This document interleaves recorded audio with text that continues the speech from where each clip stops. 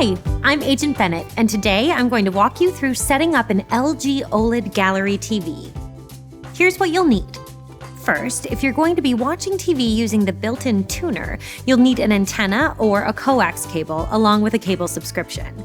You'll also need the name of your wireless network and password. You can use the remote control, or you can use your smartphone as the remote control. If you want to do that, make sure you have your phone.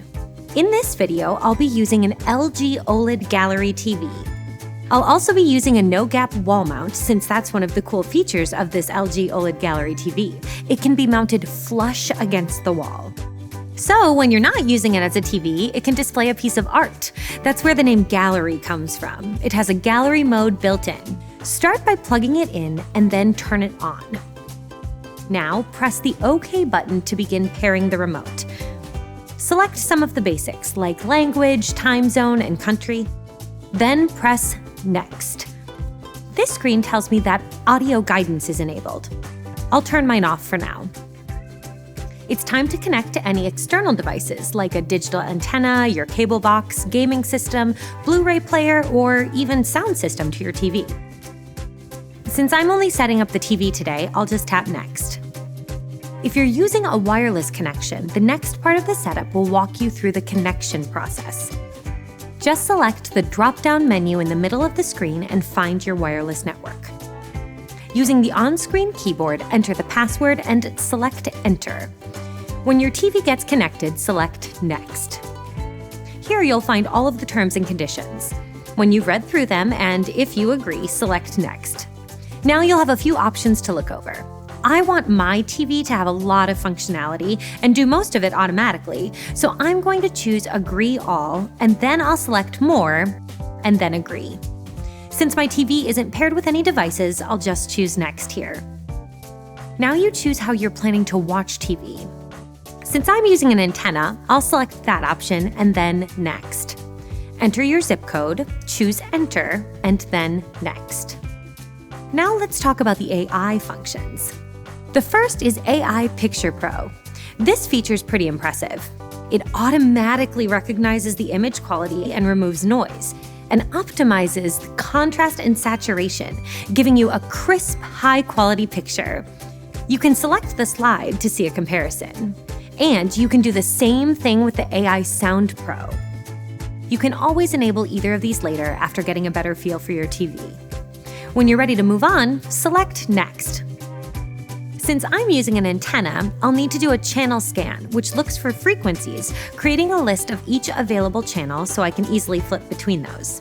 This only applies if you're using an antenna or a cable connection without a cable box, meaning the coax cable is directly connected from your wall to the TV. To begin that process, I'll select Start. The channel search will take a few minutes. When it's complete, select Done. On the next screen, you'll see some options for setting up apps. If there are any that you'd like to set up, select each one and follow the instructions. I'll do that later, so for now, I'll just choose Close. Of course, now's also the perfect time to check for any important software updates or new features. Press the Settings button on the remote and then select All Settings. Then, under Support, find Software Update. If you like, you can also set your TV to update itself by enabling Allow Automatic Updates. And that's it. The TV is all set up and ready to watch. Now, if you'd like to use your smartphone as a remote, let's talk about that next. This will really take your experience to the next level. It's also really helpful when you can't find the TV remote, or if you're just not in the mood to get up. To make this work, your phone should be using the same wireless network as your TV. And to get started, download the LG ThinQ app on your phone if you haven't already, and tap OK to give it permission. Then decide whether the app can have access to make and manage phone calls. You can make video calls through ThinQ, which is a cool feature, so I'll say Allow. You'll also have to decide whether the app can access your location. I'm going to tap Allow only while using the app, which is what I recommend for most apps. Sign in with your existing account or create a new one. When you've signed in, tap the plus symbol to bring up the connection guide. Under the Home Appliances section, tap TV, and your TV should appear under the list of available devices. Go ahead and select it.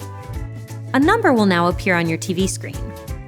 Type this number into your app and tap OK. Then hit Link to register your TV with your LG ThinQ account. Now tap Done and then go to Home. And you did it! You just programmed your phone to act as a remote control for your new TV. Go ahead and do a little exploring. From the app, you can control things like channels, volume, and power. Pretty cool.